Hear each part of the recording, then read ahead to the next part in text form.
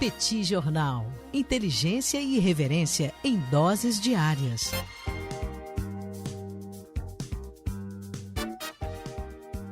Olá, gente! Bem-vindos a mais um bate-papo do Petit Jornal, bate-papo extra do Petit Jornal.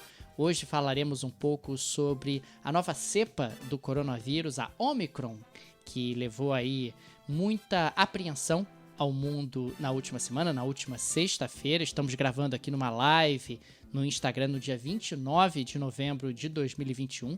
E estamos aqui, os tradicionais comentaristas do Petit Jornal.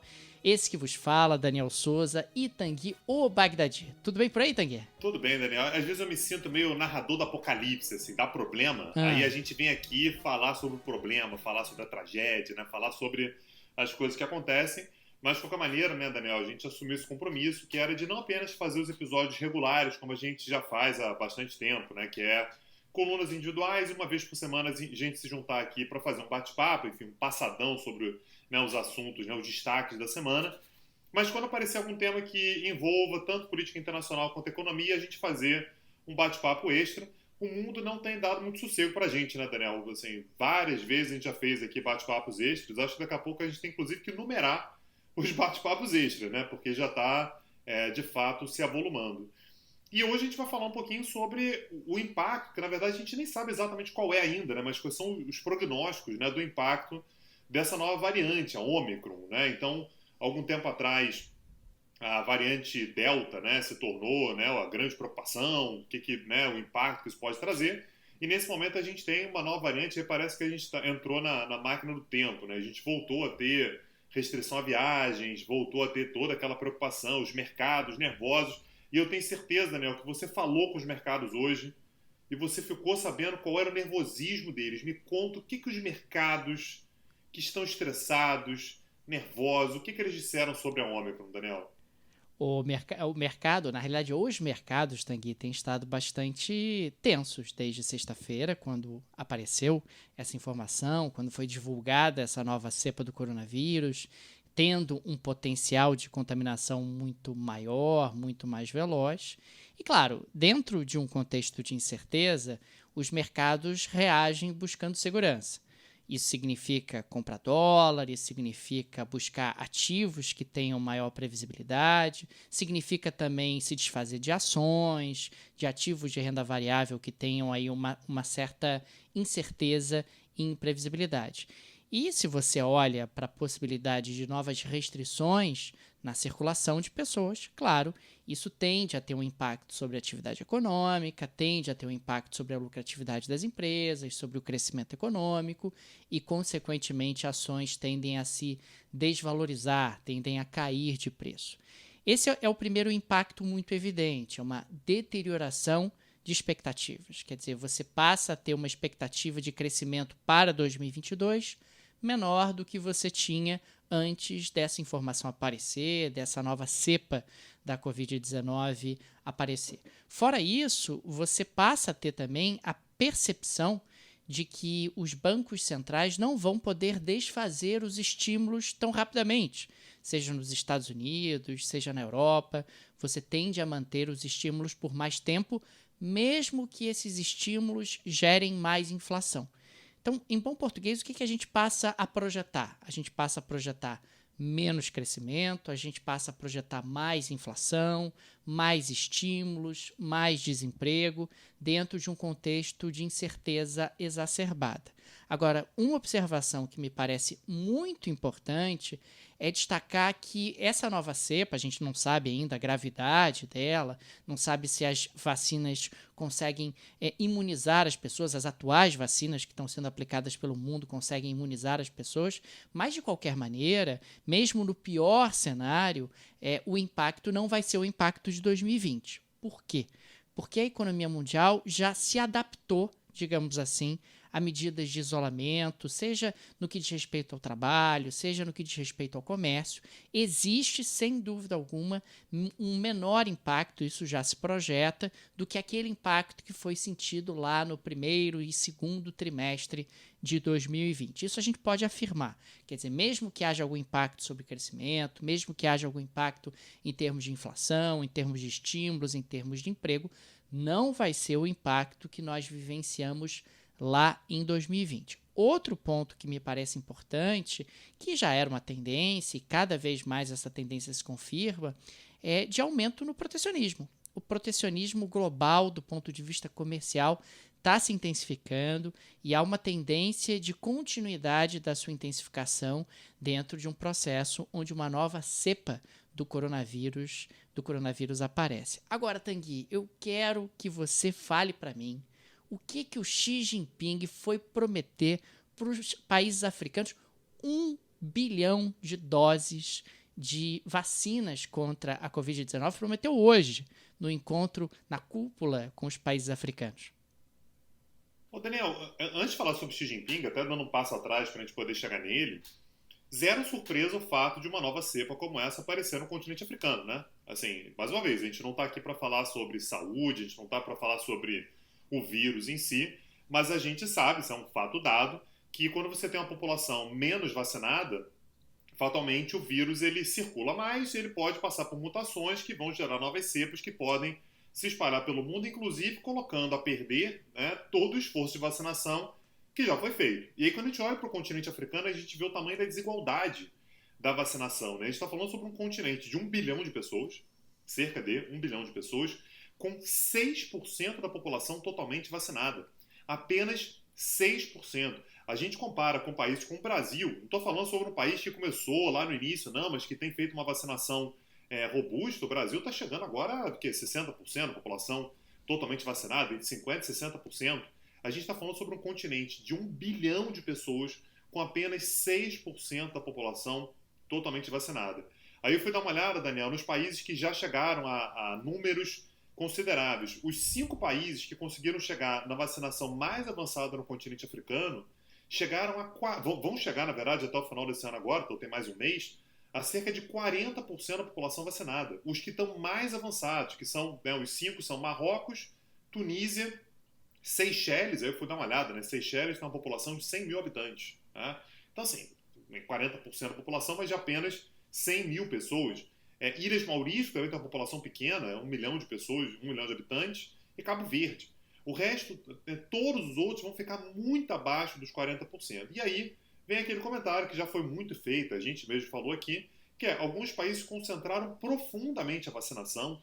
Os Estados Unidos, a gente já falou sobre isso, os Estados Unidos estagnaram na vacinação. A gente fez um curso sobre isso, Tanguy. A gente fez um curso sobre isso. Exatamente.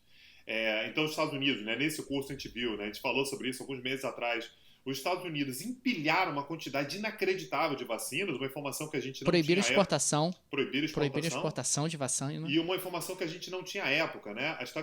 A vacinação lá estagnou, eles não estão conseguindo ultrapassar um determinado nível, e essas vacinas, portanto, não circularam. Você não teve, de fato, um abastecimento de vacinas para o continente africano, por exemplo, para tentar manter o mundo mais ou menos, não estou falando o mundo todo igual, porque isso vai ser muito difícil, mas o mundo todo razoavelmente vacinado. E óbvio, né, quando os Estados Unidos não assumem essa função, a Europa também não assume essa função, quem vai assumir vai ser a China. E aí, Daniel, isso aqui a gente vem falando há meses e mais meses, a gente também deu um curso sobre isso. A gente está no Ocidente, né, a gente está no Brasil, mais perto dos Estados Unidos, a gente tem essa influência ocidental muito forte. Mas progressivamente a gente vai ter que deixar de lado esse referencial de que o mundo gira em torno do Ocidente. A China, nesse momento, e isso é muito rápido, né? Isso é coisa de 10 anos para cá, no máximo, a China já vem assumindo uma posição de protagonismo global. Não estou falando mais apenas econômico, eu estou falando também já de proximidade, de influência, de ser credora de vários países. E o que a China vem fazendo atualmente é a mais pura, né, política da vacina, ou diplomacia da vacina. Então, como você já tinha adiantado, Xi Jinping prometeu 1 bilhão de vacinas para o continente africano. Mais uma vez, eu estou falando de uma população total de cerca de 1 bilhão de pessoas. Então, 1 bilhão de vacinas. É claro que isso não é suficiente para dar cobertura vacinal completa para a população africana, mas já é um belíssimo avanço. Sendo 600 mil gratuitas, ou seja, uma doação de 600 milhões. 600 milhões. Isso, 600 milhões, perdão. 600 milhões de doses de vacina gratuitas, além de uma série de outros programas, né, envio de equipes médicas, programas de pesquisa, produção, inclusive, de vacinas junto a laboratórios instalados no continente africano, que gera portanto, conhecimento local, gera emprego, gera, enfim, uma série de facilidades logísticas, né, na distribuição da vacina, colocando, portanto, a China, de fato, numa posição de destaque muito grande com relação ao continente africano. Então, é algo a se ficar de olho, né, quando a gente fala sobre essa correlação de forças. A China deixou de ser aquele país que cresce muito, mas é isolado, é um país que ninguém consegue se relacionar muito, né, todo mundo meio distante da China. A China já é um país muito próximo, fez uma aproximação à África, por exemplo, muito intensa nos últimos anos, em termos de comércio, em termos de investimento, em termos de parceria, em termos de crédito, né? Enfim, de uma série de âmbitos. E agora, com relação à questão da saúde, a Ômicron, portanto, eu acho que ela vai ser mais um impulso para essa política chinesa. Vamos ver como é que os Estados Unidos vão reagir a isso. Meu palpite é que os Estados Unidos não vão ter esse impulso tão grande de levar a vacinação para a África, porque estão profundamente preocupados com a estagnação da vacinação dentro do seu próprio território. E é muito impressionante porque hoje você teve essa reunião que já estava prevista entre a China e as nações africanas, e o Xi Jinping aproveitou o ensejo justamente para anunciar essas 1 bilhão de doses para o continente africano. 600 milhões, como você bem colocou, são doações, então são vacinas produzidas na China que serão enviadas para o continente africano, e as outras 400 milhões de doses, essas vão ser produzidas no continente africano, com o apoio de laboratórios locais, o que é algo, no mínimo, interessante, porque mostra ali uma ideia de cooperação, de auxílio no desenvolvimento, de algum grau de transferência tecnológica, mostrando ali uma certa proximidade dos chineses dentro desse contexto.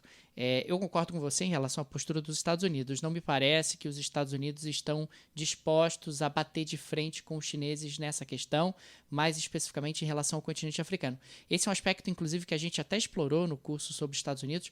A relação dos Estados Unidos com o continente africano é uma relação muito distante. Muito distante, sempre foi. Até hoje, mesmo antes da chegada da China no continente africano do ponto de vista econômico, a relação do continente africano é muito mais com a Europa, sempre foi muito mais com a Europa do ponto de vista econômico e do ponto de vista de proximidade diplomática, etc. A China é que gradativamente vem substituindo a Europa nesse aspecto. Agora, os Estados Unidos se colocam muito distantes da África nesse sentido, sempre foram. Agora, a OMS, a Organização Mundial da Saúde, está dizendo há séculos que isso ia acontecer, né?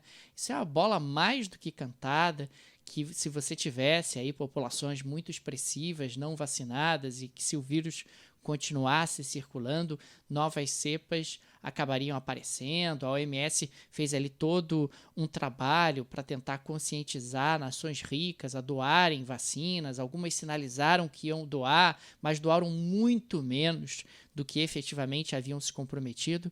Enfim, me parece que a gente está caminhando a passos largos para uma China que ganha cada vez mais força, ganha cada vez mais representatividade. Uma China que não está vivendo exatamente um momento econômico tão bom como chegou-se a achar há alguns meses, que a recuperação chinesa ia ser avassaladora. Não tem sido assim, a China tem enfrentado alguns problemas econômicos do ponto de vista doméstico, mas mesmo assim ela tem mantido aí a sua estratégia, tem mantido o seu caminho, digamos assim, de construção de um projeto hegemônico, sobre o qual a gente falou bastante num curso recente no Petit Cursos, né? E, Daniel, uma coisa que você falou sobre a China, inclusive, produzir em laboratórios africanos. Teve um paísinho, há uns 10 anos atrás, aí, que tinha uma ideia mais ou menos parecida, né? Verdade, Tal de, verdade, como é Brasil. que é? Brasil. Brasil. Isso, Brasil. Muito bem lembrado. Estava tentando lembrar. Brasil. O Brasil fez isso, né? O Brasil instalou uma sede da Fiocruz em Moçambique. Isso deve ter sido 2005, 2006. Faz tempo já. Mas exatamente para produzir na África, principalmente na África Austral, medicamentos de combate ao vírus da AIDS, né? Enfim, que é um problema comum que o Brasil tem, que o continente africano tem também. Então a ideia era exatamente produzir localmente. Só que o Brasil não conseguiu manter, não tem envergadura para fazer algo desse tamanho que a China consegue fazer atualmente, mas a ideia já estava lá. E, aliás, outra coisa que você falou sobre a campanha, né, que a OMS fez para a doação de vacinas. Lembrando que a gente não está muito acostumado a se ver do lado mais favorecido da coisa, né? Que no Brasil normalmente a gente está do lado dos que estão mais desfavorecidos. Mas nesse caso, a OMS ela fez uma campanha, aliás, uma demanda que atinge inclusive o Brasil, que é não deem a terceira dose nas pessoas enquanto estiver país ou um continente inteiro com 6% da população vacinada. Não faz sentido que os Estados Unidos, a Europa e o Brasil estejam querendo dar dose de reforço enquanto você tem uma população absolutamente desprotegida que pode minar todo o esforço de vacinação do próprio Brasil. Então, o esforço do Tedros Adhanom, né, que é o diretor-geral da OMS, era exatamente para diminuir pelo menos a velocidade desse reforço à vacina, ou então tem que dar o reforço, dar somente em parte da população mais idosa. Da parte mais vulnerável. Profissionais de saúde. Mas o Brasil, por exemplo, já anunciou vacinação para todo mundo, né? Assim, eu não sei como é que tem em todos os estados, mas imagino que isso seja do Ministério da Saúde, né? 5 meses depois de tomar a primeira dose, independente de qualquer coisa, você vai no posto, você vai tomar a dose de reforço. A gente fica feliz, óbvio, eu fico muito aliviado quando eu vejo uma coisa como essa, mas pensando globalmente, de fato, o continente africano ele fica desprotegido. Imagina, você espelha a vacinação da terceira dose no Brasil, nos Estados Unidos, no continente europeu e em outros países por aí, você espelha isso para o continente africano, já seria um belo alívio na possibilidade de surgimento de novas cepas e talvez diminuísse, portanto, a urgência de dar a terceira dose por aqui. Imagina se aparece uma terceira dose que foge à cobertura vacinal desse país todos. É um trabalho jogado fora inacreditável. Assim, é todo um retrabalho que você vai ter que ter, que é um negócio inacreditável. Agora, fato positivo, né? Disse que não ia falar de vírus aqui, vou falar assim, de quem entende da coisa e que pode ser, na verdade, uma análise que a gente pode fazer do contexto mais geral. O caminho do vírus, ele normalmente tem sido, conforme as variantes vão surgindo, você ter variáveis mais transmissíveis.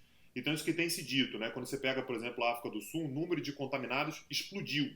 Em compensação, os sintomas têm sido leves. Então, esse é um caminho natural. Olhando, por exemplo, para a gripe espanhola, lá de um século atrás, o caminho foi esse também. Você começou a ter cepas cada vez mais transmissíveis, que matam menos, né, que transmitem mais, mas que daqui a pouco, até com a cobertura vacinal, com o espalhamento do vírus e tal, as pessoas elas começam a ter uma imunidade. Então, só para a gente não fazer um episódio absolutamente depressivo, meu Deus, começou tudo de novo, não é exatamente assim. As novas cepas, elas são até normais, o problema é a gente estar preparado globalmente, não apenas nacionalmente, mas globalmente, para lidar com elas.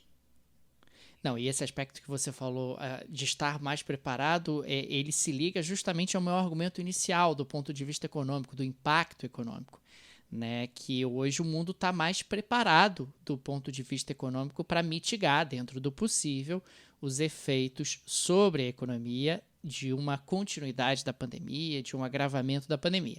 Ninguém aqui está dizendo que não haveria impacto caso nós tivéssemos aí uma piora do quadro pandêmico. Aliás, nós já estávamos tendo uma piora do quadro econômico na Europa por conta de uma piora da pandemia, isso mesmo antes de aparecer a Ômicron, mas o mundo hoje ele já roda, digamos assim, Tanguy, com medidas de isolamento, você já consegue ter empresas, você já consegue ter uma série de atividades econômicas adaptadas a essa nova realidade, o que acabaria sendo uma mitigação do impacto de uma nova cepa. A gente vai continuar acompanhando, né, aqui no Petit Jornal para ver o que vai acontecer, porque muito do impacto econômico e muito do impacto geopolítico depende de uma questão sanitária, de uma questão que foge um pouco ao controle da previsibilidade inicial. E só um último comentário, né, só para a gente pensar mais uma vez nessa preparação global para uma nova cepa.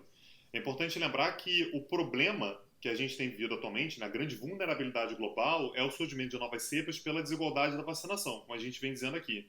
Só que quando aparece uma nova cepa, muito embora se explicite que o problema é a diferença vacinal, isso faz com que os países que têm vacina à disposição, ao invés de doar mais vacinas, corram mais para vacinar ainda mais a população. Vacinem mais, né? O que é uma contradição. Né? A solução não é você vacinar ainda mais a sua população, mas é você espalhar a cobertura vacinal pelo mundo. Mas você pensa num país como a Alemanha, por exemplo, que estava com a pandemia basicamente sob controle, né? Você já tinha inclusive abolido máscaras em vários lugares e tudo, você volta a ter medidas de restrição bem mais severas. Isso não é apenas na Alemanha, em outros países isso está sendo pensado, estudado. Então a tendência é que a Alemanha, por exemplo, avance ainda mais com a terceira dose da vacinação, sem permitir, portanto, que você tenha a doação de vacinas para o continente africano, que resolveria o problema na raiz, né? Faz parte, né? As relações internacionais, a política internacional tem disso, o grande farinha pouca, meu pirão primeiro, deixa eu resolver primeiro localmente para depois eu pensar globalmente, mas de qualquer maneira é um impacto, né, que a gente observa quando aparece uma nova variante como essa. Não cuidar tanto da raiz, mas cuidar primeiro localmente do problema. Até porque quando você pensa com a cabeça do político local, ele vai ser pressionado pelo que acontece com a sua própria população. Quer dizer, então, olha, gente, eu estou dando aí uma terceira dose para vocês, uma quarta dose, como tem alguns países sinalizando. Eu tô protegendo vocês. O que está acontecendo lá na África do Sul não é problema meu. Se essa cepa aparecer por aqui, eu vou tomar todas as medidas necessárias para protegê-los, etc. Mas, do ponto de vista da política doméstica e da sustentação do poder do mandatário local, ele efetivamente não tem incentivos, digamos assim, para ter uma preocupação mais global. Daí a importância de organismos multilaterais que tivessem a capacidade de efetuar uma coordenação, para que aí sim você pode dizer, olha, gente, eu sou parte de um esforço global e tal, e, consequentemente, eu vou oferecer essas vacinas doadas. Mas se você não tem organismos multilaterais fracos, você fazer esse movimento unilateralmente não é politicamente vantajoso para você, ou pelo menos você não tem um incentivo a fazê-lo. Não estou fazendo aqui nenhum juízo de valor, apenas uma análise do sistema de incentivos que um político sentado na cadeira e querendo perpetuar o seu poder da melhor maneira possível acaba tendo. Perfeito. Ô, Daniel, poxa, eu fico com pena, cara, porque a gente tem um curso, né, há pouco tempo sobre a política da vacina, enfim, não era um curso muito de comentários sobre aquele momento, né, uma coisa mais macro, mais geral. E, poxa, eu fico com pena porque atualmente o pessoal não tem acesso, né? Assim, se o cara quiser acessar o curso e tal, não tem como, né? Assim, como é que a pessoa vai fazer para assistir um curso que já... Tem sim. Como que tem, cara? Tem sim, Tanguy. Eu liberei para as pessoas. Os cursos todos do Petit Jornal agora funcionam no sistema de streaming. A pessoa vai lá, faz uma assinatura e, tendo a assinatura, enquanto ela tiver assinatura, ela pode acessar todos os cursos. O curso sobre China, o curso sobre Estados Unidos, o curso sobre geopolítica da vacina, o curso sobre Turquia, que está acontecendo nesse momento, inclusive tem aulas ao vivo, ela pode participar das aulas ao vivo. Tá lá, Tanguy. Você não gostou dessa ideia, você está tentando me derrubar, você efetivamente é um cara mais difícil de negociar, mas eu coloquei sem falar com você. Pois é, então você está me dizendo que o cara entra agora para assistir o curso de Turquia, que está rolando agora, toda terça-feira, 21 horas. A próxima aula, aliás, que vai acontecer amanhã, né, dia 30 de novembro, a gente vai falar sobre a questão armênia, a gente vai falar sobre a relação da Turquia com os curdos, né, sobre a relação da Turquia com grupos políticos e tal. Então, o cara, vamos dizer que ele se matricula. Aí o cara entra lá, assiste as aulas do curso de Turquia e, porra, assistiu, acabou. Aí ele fala assim, pô, eu quero mais. Aí o cara pode voltar lá na biblioteca de curso e assistir todos os cursos anteriores, é isso que você está me dizendo? Pode, exatamente. Inclusive, pode assistir, inclusive sobre geopolítica da vacina. Entendi. Que loucura. Isso mesmo. Não, e nesse curso de geopolítica a gente... Porque eu acho inacreditável isso que você fez. Assim. Isso vai ser revertido com toda certeza. Mas enquanto não for revertido, quem entrou, levou, cara. Não quero nem saber, porque eu sou uma pessoa de palavra. Sou uma pessoa de palavra, eu botei lá e a gente vai cumprir. Né? É direito adquirido. Não tem como isso. E no curso de geopolítica da vacina, a gente explica, inclusive, a lógica dos Estados Unidos bloqueando exportações, fala sobre laboratórios indianos, sobre laboratórios chineses, fala sobre a geopolítica da vacina por parte dos chineses, por parte dos indianos, e infelizmente a gente está tendo aí algumas das previsões que foram colocadas naquele curso se confirmando. Pois é. Daniel, vamos deixar aquele agradecimento aos nossos apoiadores, que é a única coisa que me faz estar aqui numa segunda-feira à noite, te aguentando mais uma vez. Falo com você quase todo dia, que é um negócio que é desagradável, difícil, complicado e tal, mas eu faço aqui pelos nossos apoiadores. Querendo se tornar apoiador, Daniel, como é que faz? Só dá para apoiar no Brasil, né? Se o cara estiver no exterior, não tem como. Não, tem lá uma opção para você ser apoiador do Petit Jornal, caso você viva no exterior. Basta ir no site do podcast, petitjornal.com.br, tem uma seção lá, Apoie o Petit, com várias alternativas, com várias possibilidades para você se tornar apoiador do Petit Jornal. alguma delas com certeza vai se encaixar no seu perfil. Você pode ver no Brasil, no exterior, não importa. Tem várias maneiras de você se tornar nosso apoiador. Mas assim, o cara que é apoiador também, ele não tem nenhum conteúdo extra para ele, nada disso, né? Assim, apoiou, acabou. É isso? Não, tem conteúdo extra na Aurelo e tem conteúdo extra também no Patreon, que são os apoiadores do Petit Jornal no exterior. Tem lá sempre uma coluna semanal extra colocada lá para os apoiadores. Que legal, tá bom. Então, só deixar aí, né? Também eu lembrei, se você quiser nos ajudar gratuitamente, ouve o podcast do Petit Jornal na Aurelo, que é a plataforma que valoriza os produtores de conteúdo. Daniel, um abraço, até mais ver. Amanhã tem aula do Petit Jornal, terça-feira, dia 30, 21 horas. Como sempre, aliás, toda terça-feira, 21 horas, tem aula. A gente vai estar lá falando sobre a Turquia e o senhor Recep Tayyip Erdogan. Um abraço, Daniel. Tchau, tchau. Tchau, tchau. Petit Jornal. Inteligência e irreverência em doses diárias. Agora, o Petit Jornal está na web www.petitjornal.com.br.